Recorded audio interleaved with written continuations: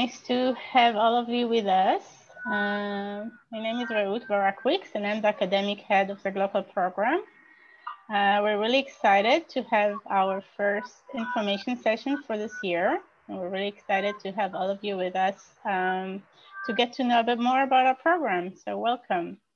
We're going to have about 50 minutes that will include a very short talk by me, a mini lecture by one of our greatest lecturers, Dr. Amelia Weldrack, about gender and development. We're going to have a talk from our Internship Advisors, who will explain a bit about the Glocal program's highlight, the field internships students do with organizations in the field. And we're going to hear from both students and alumni. So, and then of course you have time for questions. If you have any question in the meantime, you can always write in the chat and our staff will answer. And I will gradually introduce our staff as we move along. So welcome everyone. And I see people here coming from really so many places around the world. It's really very exciting. So welcome. So the Glocal International Masters in International Development, it's a master level program. It's the Faculty of Social Sciences at the Hebrew University. Now, what is international development and why do we have a master's in international development in Jerusalem? I assume that if you're with us, it's because you feel that the world that you live in or the society that you live next to is not in its best. You think that it can be a better place. You can think that it can be a place that is a bit more just and fair and that provides more opportunities for people in need, and that it's a place that should be with greater appreciation for the local assets that exist in the different communities. If this is how you think about the world, so we are the program for you. The Glocal International Program International Development teaches international development and provides also practical tools and capacities to work directly with disadvantaged communities that are either very close to you or different than yours. As I mentioned, it's a master's level program. It's taught in 18 months. You spend the first year studying at the Hebrew University in Jerusalem with students who come from all around the world. In every cohort, we have about 30 students coming from 10 to 12 countries. And you study together with other students who have experience of working with disadvantaged communities or volunteering with them and come from a great variety of fields. We have students coming from law, from arts, from dance, agriculture, water management, anthropology, public policy, and you really get introduced into the field of international development through a great variety of lenses and fields, learning together with many other people who are very similar to you. Now, during the studies, you have quite a bit of mandatory courses, but not all of them are academic. Many of them are academic. For instance, I teach economics. I'm an economist in training. We have courses in ethics. We have courses that relate to community building. We have a great variety of electives in gender, environmental management, public health, and a great variety of courses. And we have also very practical courses. So you learn firsthand on project design, on project cycle. You learn program evaluation. How do you check that the intervention that you want to carry is actually good? It's actually making what you wanted to make, right? And there are different workshops that help you to plan budgets, to build websites, and different tools that are relevant for the field. The program is built in a way that the second year comes the highlight of the program, the 4 months field internship, where students actually reach the ground, reach organizations that serve communities in different environments, depending on their own interests, and practice working in the field with disadvantaged communities according to their interest. And soon enough, our internship advisors will explain more about it, and you'll hear from them. And after after the internship ends, you return to the program, to Jerusalem, to complete with the program seminar, where you take all the experience that you've gained and you look at it in light of the theoretical background that you've gained before. Where does the theory and experience actually meet? We spoke about poverty alleviation. I walked down the street and I saw poverty, and I want now to understand how do this relate to each other, right? How does the poverty theory relate to what I saw in the field? And also this gives you tools to actually advance in the career. In the end of the day, we all want to work, and our Glocal program is very hands-on, and you receive very good tools on the right directions towards working in the field of international development. In addition to that, we have specialization tracks. We have a specialization track in gender and development. And Dr. Amelia Weldrack will give you a short talk of one of the courses that is in this track, and you're able to build like a knowledge base specifically in the field of gender and development and do your practical internship in this field as well. And we are planning to open other specialization tracks in the coming year, potentially one in migration and development, and maybe one in conflict and development, but it will happen, but it's not yet approved. In addition, very small selected group of students who are very good are able to take the research track and write a thesis in addition to their master's. So you can do a regular master's in international development, which is, believe me, challenging enough. But if you really want to stay in academia, if it's really important for you to pursue research, then you can do also a thesis as part of the local program and specialize your academic knowledge in the field of community development or international development in a variety of fields. So that's about us. Maybe 2 words about the Glocal program in the times of COVID. So we're an international program. It's very hands-on practical elements, and it's also very important for us as students will get to know each other and experience peer learning as much as possible. And in the past year, together with everybody else, we've been dealing with the constraints of the COVID pandemic. And I just want to tell you that what I promised our students that came to us last year was that we'll do everything in our power to make sure that they still manage to meet, they still interact and study as much as possible face-to-face, and get the actual experience of studying together with students in the international sphere as possible. And this is what happened. So this year we have 28 students coming from 13 countries, I think. We did some of our teaching online and some of our teaching in campus, outdoor, because this is what we could. And students got to know each other. We had a few tours of the country, and we're planning many more. And we have quite a lot of sessions where students had to work together in groups or couples, and this way get to know each other better. And I'm sure you'll hear more from our students soon enough. And also our internships. While many of our internships took place locally and not internationally because of the very big uncertainty that existed in the month before the internship period, still students really learned about the complexity of the field of working in community development and really experienced working with communities, while some actually managed to travel abroad and do the internship internationally. And so we are really about giving local knowledge to the people on the ground in order for them to be able to work together with local communities. And we will do that even if the COVID constrains us a little bit, we'll still be able to do that. And for now, I'm really very excited to introduce Dr. Amelia Weldrack, who has been teaching at Glocal for quite a few years and is also a senior lecturer at University of Texas. And she's going to give us just a taste of her lectures on gender and development, specifically on women relationship to wood and water in rural areas. Thanks. Thank you so much, Amy. You are on mute. I am unmuted now. Can everyone hear me okay? Yeah? Is this better? Is this better now? Okay, good. Yeah, thank you.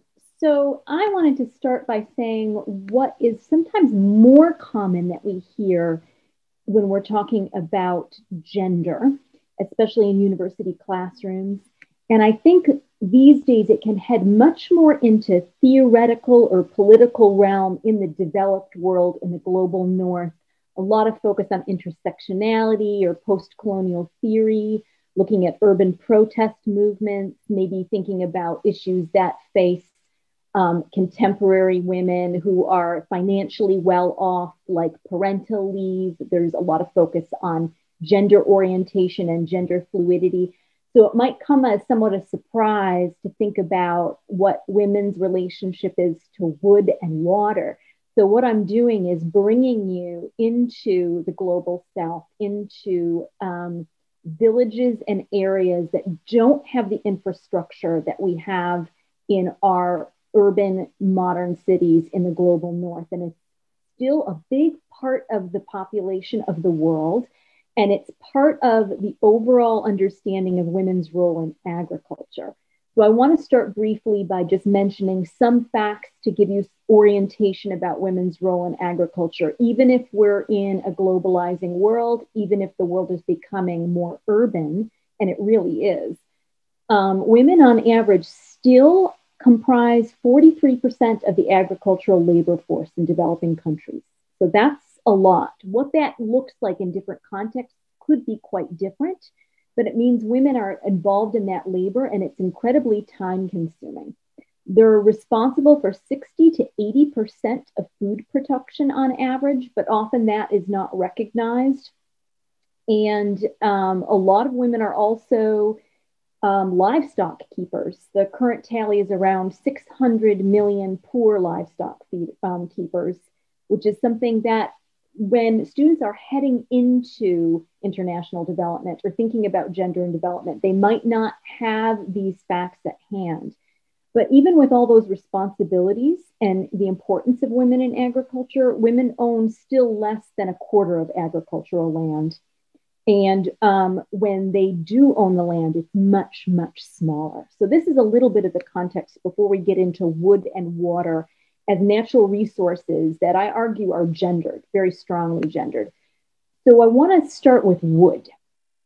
So women in the global south, especially in rural areas, cook on wood that produces a lot of smoke. So wood strategies are often related to saving money, keeping the household running, and the priority isn't on a focus on health or the environment. And sometimes the wood is, the inexpensive wood has a lot of oils in it and it has a lot of dark smoke. But the other element that's a health concern that is often overlooked that I want to point out now is that a lot of that wood burning is happening indoors, sometimes in small homes or shacks or interior kitchens without ventilation.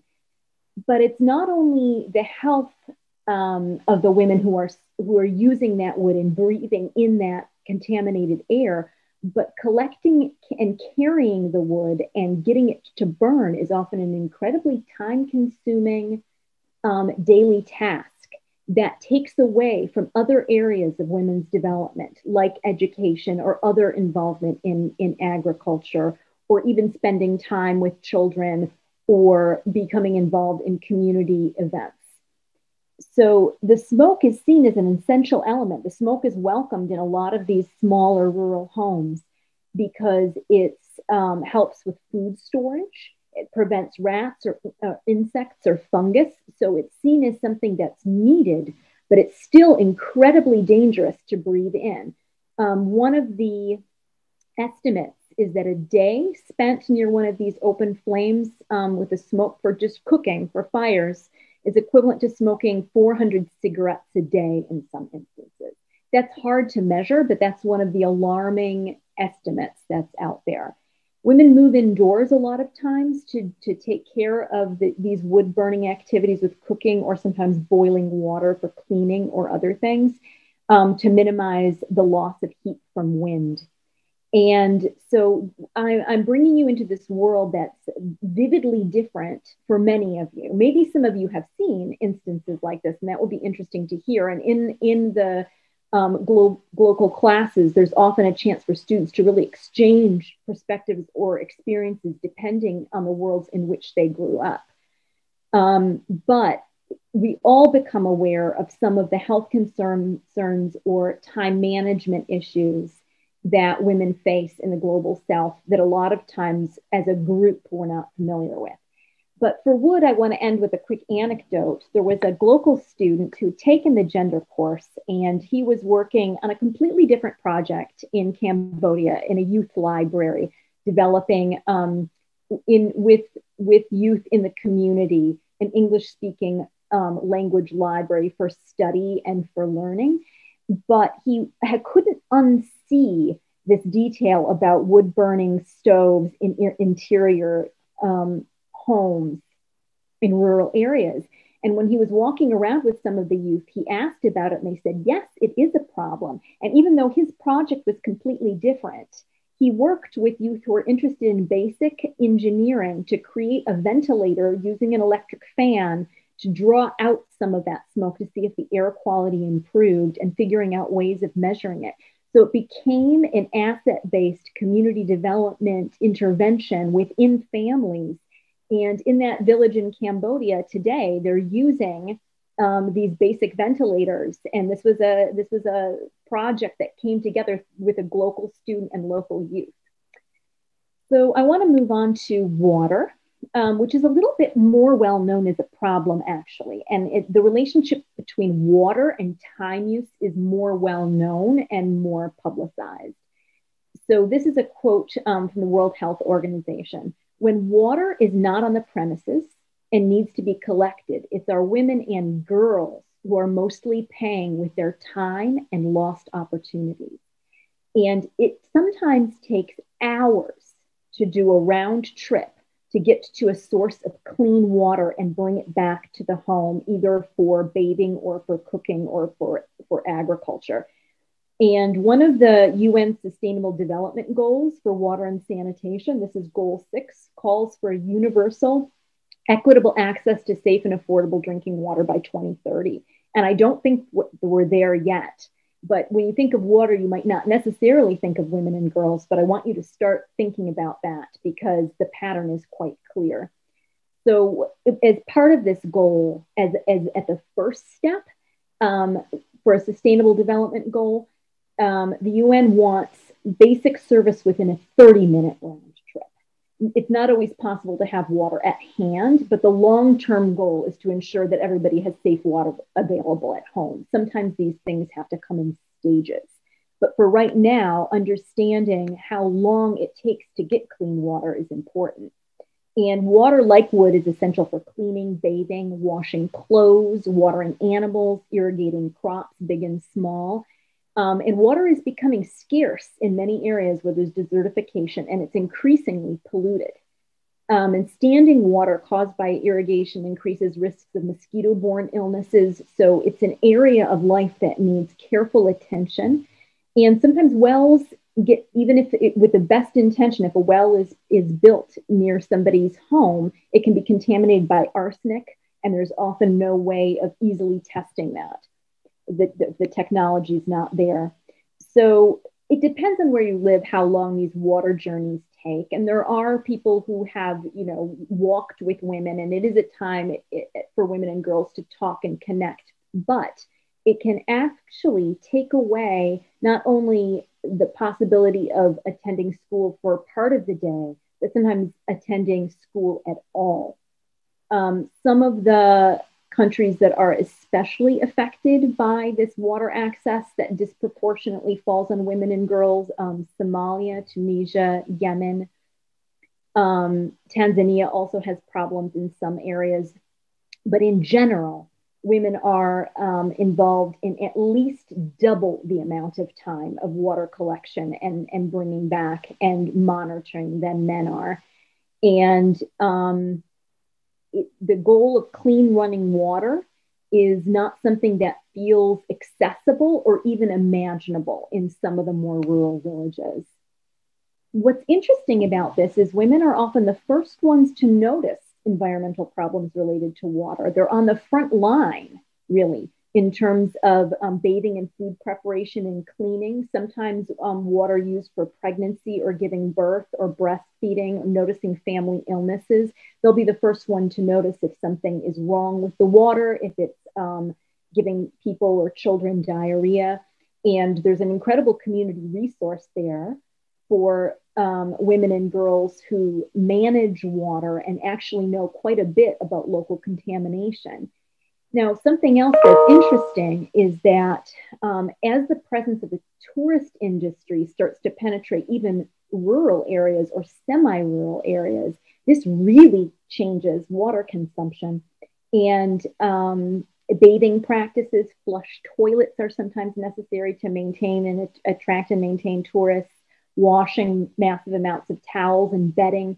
Sometimes it even gets into swimming pools or golf courses that we need to be concerned about.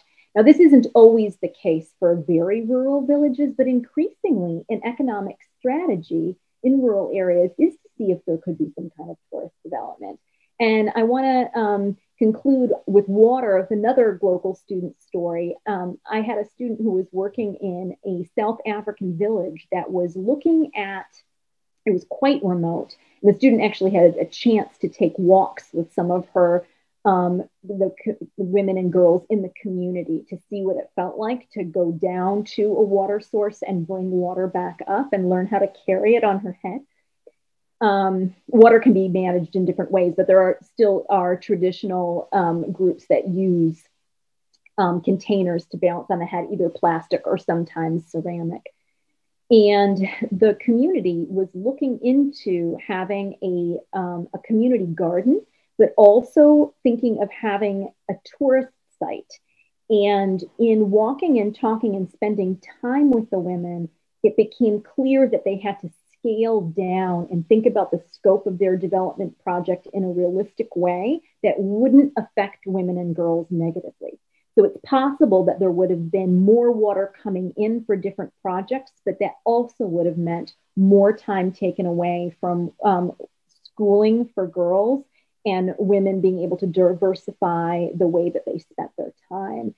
So she was an important part of a conversation that was quite fraught. And men and women in the community had different ideas about what the outcome should be. But eventually they did scale it down to start with a community garden and then see if they could do fundraising for running water. And only after that step had been met, start to head into bigger tourist projects. So in conclusion, so that's just a snapshot of Wood and Water. I hope that it was somewhat new to some of you. I would assume that it is, because it's not something that gets talked about a lot in the developed world, because frankly, it doesn't feel relevant. One of the things that's special about Glocal is that a lot of human experiences that are remote from where we are geographically become really relevant. In this particular gender and development class, it's different every year in the sense that one of the ways it's structured is that teams of students choose a contemporary problem-based case study to study throughout the semester. And it has to be in the developing world, and they have to see what solutions have been proposed and if or how the success has been measured. So it's never the same class for me either. I'm constantly learning about new issues, but we always start with these bread and butter problems related to wood or water or environmental quality and understand what are some of the patterns that exist across the global South. So thank you. And I hope that I see some of you in my gender and development class. I don't know the schedule for the coming year. It's been both in the fall or in the spring, but I'm sure I'll find out. And my information is available if you want more details about either of these studies or how the class is structured and run. Thank you. Thank you so much, Amy. I really appreciate this talk. I think it's given us not only a stream of thought towards new directions, but also to what degree this is related to the practical work that people do. And I think this is definitely a good example of the things that we're talking about, not only discussing the differences between let's say, the relationship and the roles of women and men in the household between countries, but also what do we do practically in the local asset-based like approach in order to promote and make things easier for people. Thank you so much for this stuff. And generally being part of Glocal, which is fun. Following from that and giving you just a little bit more understanding of what the internship component is about, I'm really happy to introduce you to Mrs. Virginie Mateo Tabub and Mrs. Nayan Frankel, who are our internship advisors, and they will talk a little bit more about what the internships are all about. Thank you. Hi. So thanks, Reut, and thank Dr. Weinberg. It was very fascinating. So my name is Marian Frenkel, and along with my colleague Virginie here, we are the internship advisors for Glocal. I have to say that I graduated from Glocal about 10 years ago. I did my internship in Tanzania in an organization called Women Legal Aid Center. And since I graduated, I worked mainly in East Africa, and I returned back to Israel about a year ago and rejoined Glocal. And I'm very happy to see that many of you are interested in the program. I think it's a great program, not only the internship component, which is the best part, but in general. So what is the Glocal internship program? As you heard from Reut before, with Glocal, we really emphasize the importance of hands-on experience and the combination between academic knowledge and practical skills.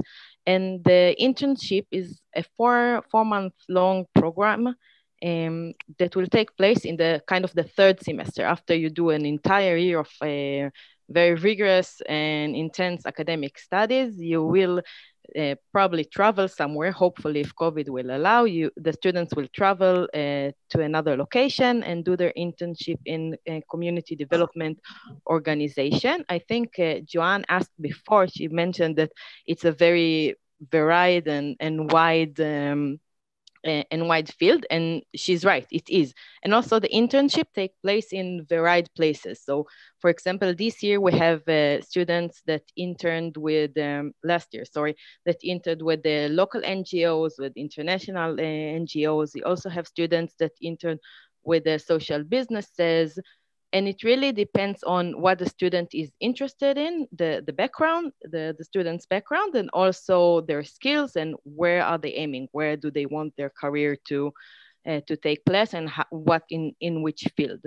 So for example, we have students that intern in varied sectors like education, agriculture, public health, gender, art, development.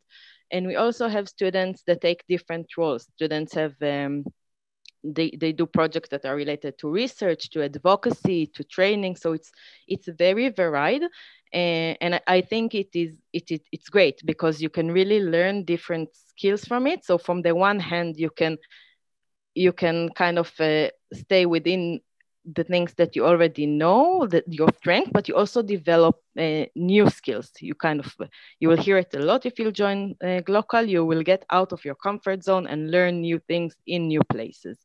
So the internship period is 4 months, intense, 5 days a week. It's intense. You are usually out of your community in a foreign country, in a foreign community. And it's a very unique period because it gives you an opportunity to work alongside with local communities. And I, for example, worked with the Women Legal Aid Center in Mwanza area in Tanzania. It's a legal organization. I don't have any legal background, but it taught me the skills of M&E.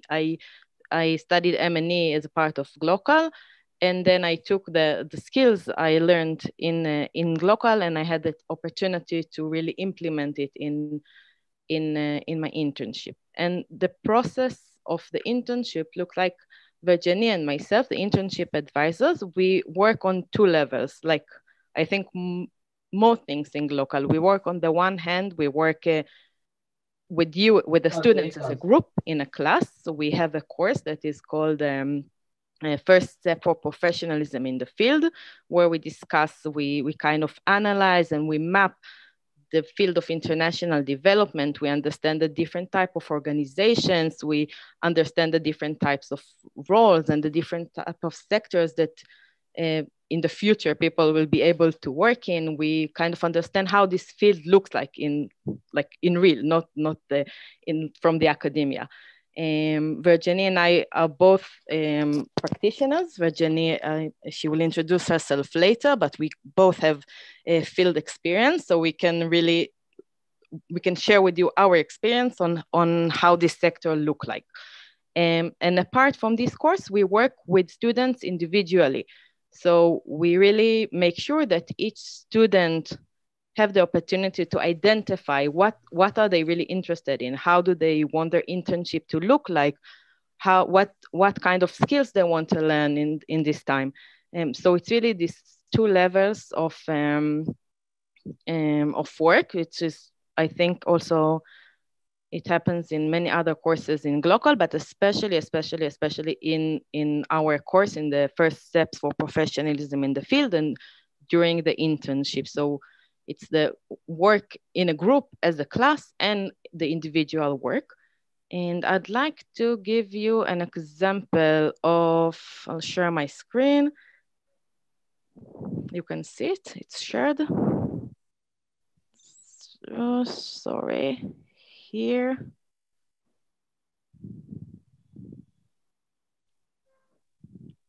Just a quick example of internships that took place in 2020. So we had people interning in the China Development Research Foundation, and they did research and advocacy. We have 2 students that interned in Israel, in Tel Aviv, the headquarters in Tel Aviv, and in Greece, and they did things that are related to operations and program.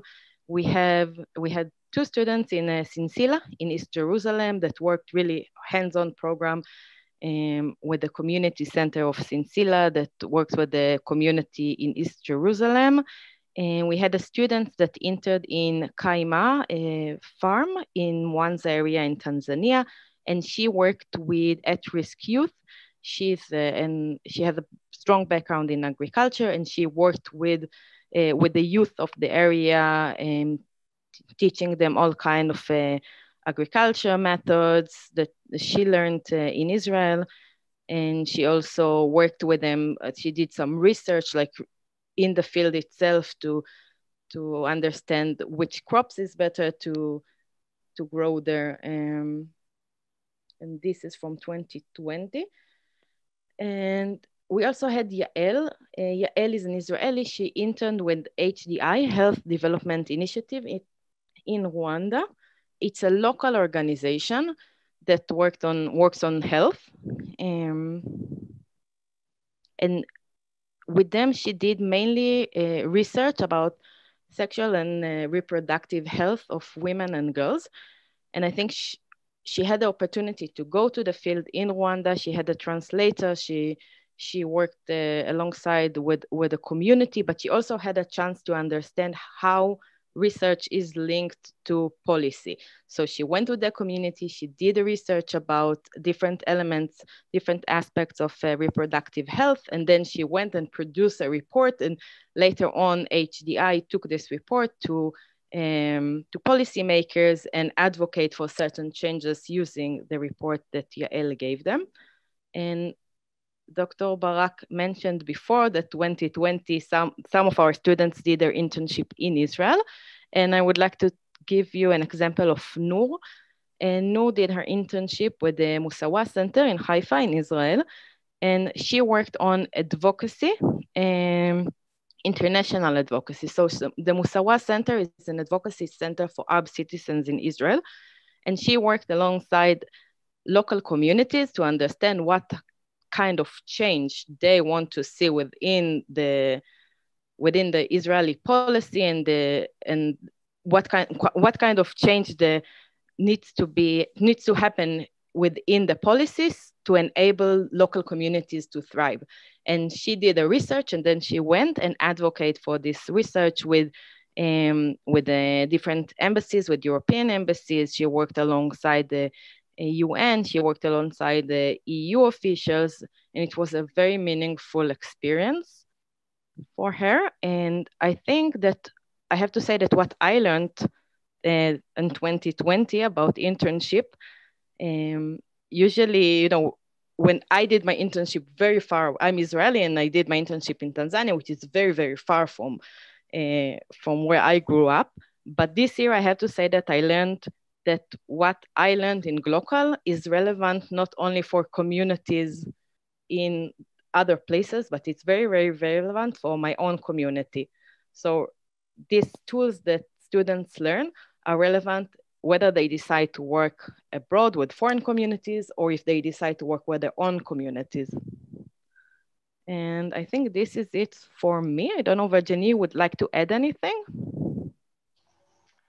Good evening all. So I don't think I will add very much. I think you had a great picture given by Mayan. Maybe just to introduce myself, I'm the second internship advisor.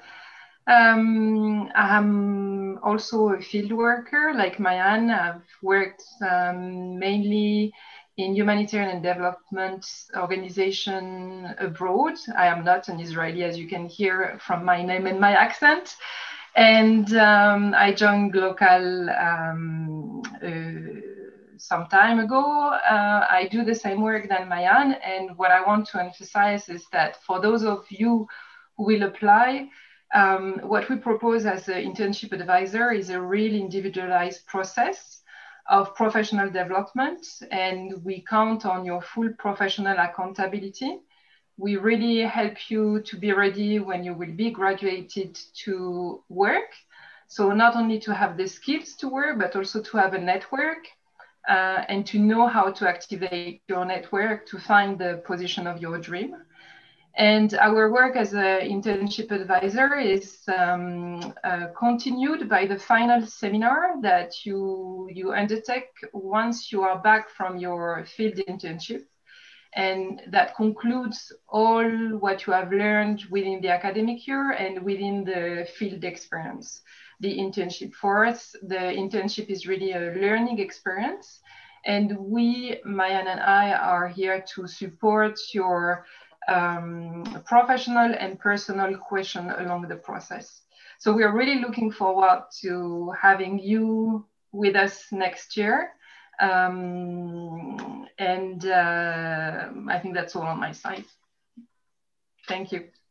Thank you so much, Mayan and Virginie, for this really great pitch and a bit of a feeling of how it is to be an alumna who comes back to be a staff member. And we're really very, very lucky to have Mayan with us and Virginie as well. I think having the international perspective in our program is really significant also in our staff. And so we're really lucky to have Virginie with her technical background supporting the students' internships.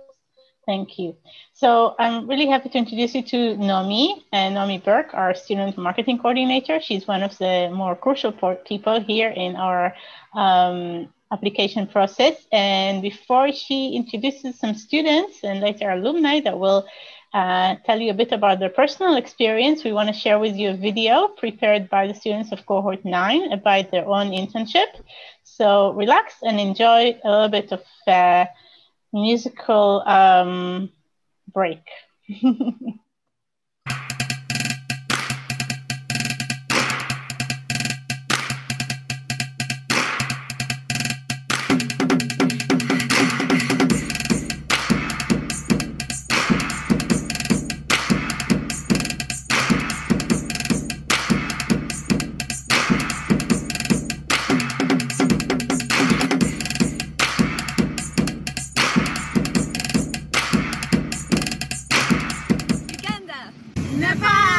Kenya, Palestine, Israel, Rwanda, Uganda, Zanzibar, Jerusalem, Morocco, Ethiopia, Uganda, Israel, South Africa, Ethiopia, Malawi, Israel, Ramle, Uganda, Israel, Rwanda.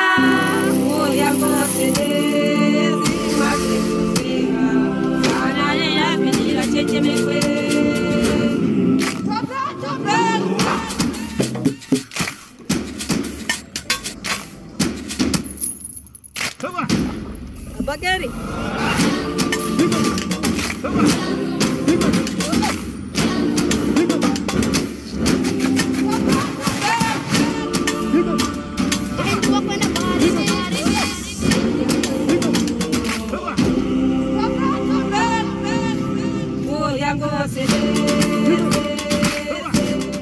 Fifi Cucinate.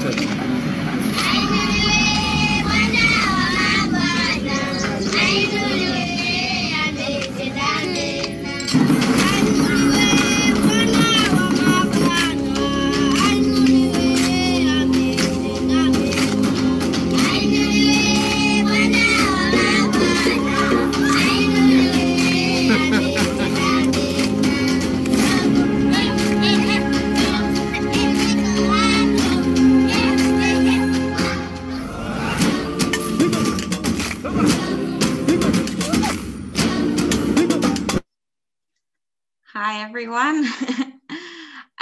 My name is Naomi, and I'm the Marketing and Student Coordinator. And part of my role is to help you settle into life in Israel and life in the university. So I hope to see many of you soon. And I'm just going to introduce to you two students from cohort 11. There's Tamar and Jeffrey. So I think Tamar will introduce herself first and share with you just a little bit about her experience in Glocal and a bit about her background. So yeah, Tamar, you can speak. Thanks, Naomi. Hi, everyone. I'm Tamar Aronson. I'm originally from the US, from New York. I moved here in September when I began at Glocal. I got to Glocal because I've been really passionate about human trafficking work and advocacy since I was in high school. And I was always really interested in doing anti-trafficking policy. And then I started to shift into more looking at the root causes of trafficking. And I became really passionate about finding creative solutions to systemic problems. And that's kind of the niche of development. And so I shifted my work to there. I got to do some development work in Rwanda and in Malawi, focusing on education and on gender equality. And that's what brought me here to Glocal. I really liked the idea of being in a cohort where we took our classes together. We were able to work off of one another's experiences, and also that it was an international program. So not only was I hearing about people's work experiences or their educational experiences, but also their life experiences and getting perspectives that I never had back in the States. And that's kind of been my favorite thing since being in the program this past semester is even though we were on Zoom or we were socially distanced, it was really nice to be able to kind of build up that relationship with my fellow students and get to know them a little bit better and get insight and perspective into issues that I learned about for so long, but had never actually gotten to hear the personal side of it. And what's been the most interesting is that I started doing development work before I had learned much about development. And I found that in all of my classes, it's related back to the experiences that I had in the developing projects that I was a part of, and now influences my thinking in the projects that I will be a part of. Thank you so much, Tamar. And yeah, I'd love to introduce you to Jeffrey now. Hello, everyone. My name is Geoffrey. I am from Uganda. I did development before because I come from central Uganda and I was born in slums, grew up in slums. So I was working with an organization that worked with children, women in the community, and I saw how hard it was for children to acquire education and for women to sustain their lives.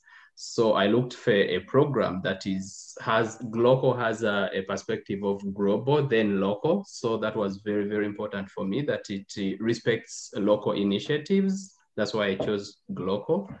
And I like Glocal, I like the program for the time I am in because the lecturers, the students, everyone tries their best to see that they help each other, and the courses really reflect the life experiences in the communities. So that's why I love Glocal for the time I've been in the program. Thank you very much, Jeffrey. And yeah, I think I'm going to introduce you to Shaya, our internship, not internship, our alumni advisor.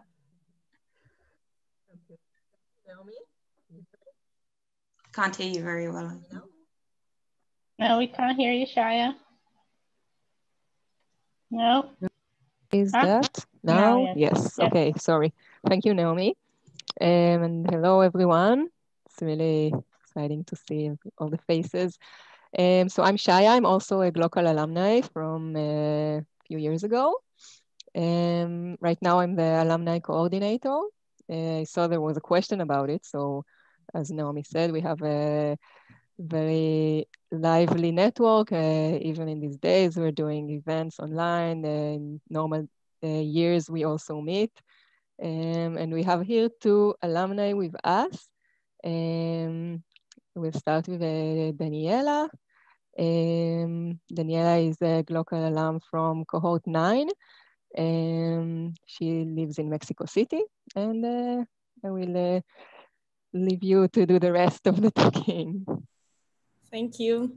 Hi, everyone. I'm actually from the cohort of that video, so it was really exciting and emotional to me to watch that video.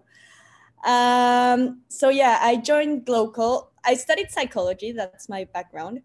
But studying psychology, I started doing a lot of different type of work. I did a little bit of market research because I was interested in consumer psychology, but then I was like, okay, I'm sure I want to do something more socially oriented. So then I started working in an NGO that did policy.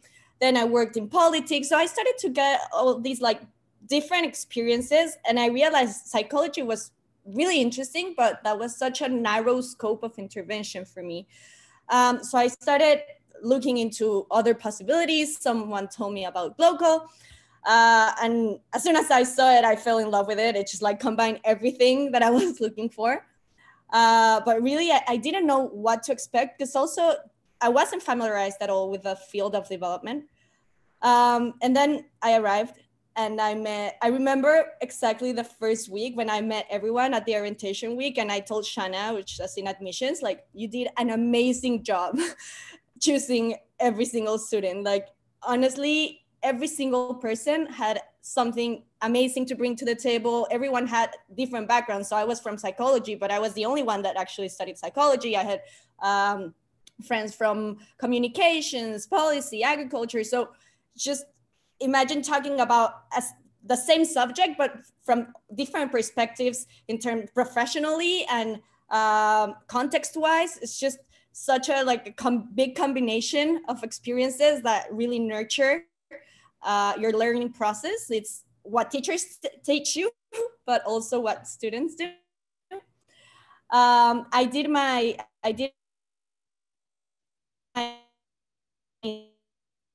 internship in Uganda with workers. We were aiming to understand a little bit more about their motivations and how that impact their performance, and also how their work was influencing on under 5 mortality rates. And it was a very interesting experience. I was based in Kampala, but I was doing field work on and off in different communities around Kampala. it was definitely very, very challenging, because it's not only challenging professionally, but it's also challenging in terms of, it's really challenging emotionally. It's really challenging in so many ways, but it's definitely one of the experiences that had made me grow the most. And what's amazing is that you also get a group of people, a network of all your local friends that are in the same situation as you. So it's not the same when you're telling your friends or family like what you're experiencing in your internship, and then being able to actually talk to someone that's living the same as you, maybe in another country, but really, they're really like a big support system. And for me, being from Mexico and so far away in Israel, just really, well, and then in Uganda, really feeling that I had a family and people to lean on was really, really amazing. And then I came back to Israel after the internship, and we actually were the last cohort before Corona hit. So we finished our classes, I think, a week before they did the first lockdown. And well, I went back to Mexico, and I think for me, what I realized after all my experience in Glocal were many things, but I think what it gave me the most was like a really concise toolkit and practical tools. Because when I studied psychology, it's like, okay, this is really interesting, but what do I do with this now professionally if I don't want to be a clinical psychologist? Like, I don't know what tools do I have. And when I graduated Glocal, it's like, okay, now I really know how to design a project, to take it into action, how to monitor it, how to evaluate it. Like, I felt I had really precise tools. And actually that did happen when I got my first job interview when I came back to Mexico. Currently, I'm a campaigns director at change.org, a petitions platform. And it's basically about advocacy and citizen empowerment. And what they asked me to do on my interview process was to create a project and how to scale citizens campaigns. And really what I was doing was exactly what I was doing with Yossi, who's the teacher for project design. I did a logic framework, I did a theory of change, all these concepts that are how you conceptualize change, what steps you need to take in order for change to happen. All of it, I had to do it on my job interview. And it was like so nice to see that I had those tools. And I got the job. I'm currently there. And I do feel every day I'm putting into practice not only what I learn technically, but also what I learn in terms of how I see the world. Like I've always been a critical thinker and try to analyze what's happening there. But I think after Glocal, I can't see the world the same. Like I'm extremely critical with the social situations, trying to deconstruct myself, trying to deconstruct what's happening around me. So I think, yeah, Glocal really shaped me in so many aspects of my life. And yeah, I really, really recommend it. Great, Daniela. Thank you so much. Thank you, Daniela. I don't know if, yeah, you can hear me. Okay. And now we will have Ahmed Yassin. Ahmed is from cohort 5. It's 2015, a few years ago. He's a Palestinian from Ramallah. And Ahmed, the floor is yours, or the screen. Thank you, Shaya. It's very exciting to be back and speak with a cohort of Glocal. Actually, we graduated in 2015, but we started a bit before, or early 2016. Anyway, thank you, Amelia. I would like to start my talk into dividing it into two sections. I'd like to give a word for the international students who are here today and also for the locals. I'd like to say for the internationals that this is a truly an amazing opportunity to be in a unique area such as Jerusalem, Palestine / Israel. This is an area where development / underdevelopment concepts can be a bit confusing for you, but then you will understand what I mean when you experience the community, when you experience the area. So be a bit critical and skeptical of what does a developed country and an underdeveloped country means once you're here. It is a program that really gives you a unique knowledge that can be applied in various fields. And Glocal has given me the tools and the experience that has formed the foundation of knowledge for me, in which I was able to work in areas of humanitarian work, in areas of development projects with youth, with women, with different aspects of the community. But also, and recently, Glocal was the magical word and program for me that has got me into the cultural field, something that I didn't really expect to do during my career. But then once I started thinking about Glocal as the foundation of knowledge, and I started thinking about the different type of fields as the tools for changing the community into a positive and a better community, then Glocal will be your main asset that you start using around the different projects, organizations, and fields that you work in. So make sure that... We can't see you, just if you can... Yeah, this is better. Yeah, can you see me now? Yeah, thanks. Good, perfect. So if you're coming from abroad, make sure that you live the experience to the best, and try to take as much knowledge as you can. For those who are joining from the country, from Israel, Palestine, I think Glocal has opened my eyes on how little we knew, or I knew, about the different causes and the different countries, assuming that we Palestinian Israelis think that we're the center of this world, which turns out that we're not.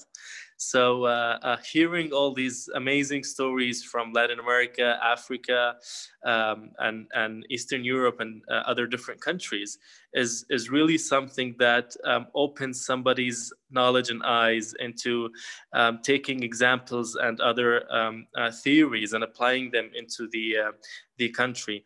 Not only this, but Glocal has emphasized personally in me the importance of developing someone's community first, and giving a priority to the own development of someone's community before actually trying to look at different other communities abroad and try to apply theories in there. And so basically Glocal has given me the self-critique of the way we look at our communities, but also the way that we look at the world.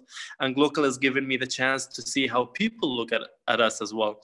So my last conclusion advice would be to make sure to understand that everything that is being given to you at Glocal will be utilized some way, sometime, somehow in your field, and the experiences and the networks that you'll be doing will definitely be back at you in projects, networks, and different work that you'll be doing. And the proof is that, you know, what I'm doing personally with alumni from Glocal, different alumni of the projects that we're doing internally, externally. So this is it for me. I'd leave my contacts in the chat for anybody who has inquiries or questions about the program, tips for the internship, you know, anything, anybody who'd like to contact with me, I'm happy to answer any questions. Thank you very much, and it's good to see you. Thank you so much, Ahmed. It's great to see you and hear from you. And I think... Yeah, I'll take it from here. Thank you, Shaya. And thank you, Daniela and Ahmed and Jeffrey and Tamar. And I have to tell you that really Glocal students is the greatest assets of the program. And we're really so lucky to have such wonderful students and alumni. So thanks so much for joining us. And we're looking forward to hearing from you. Please contact us on email or look at our website. Thanks so much. Bye.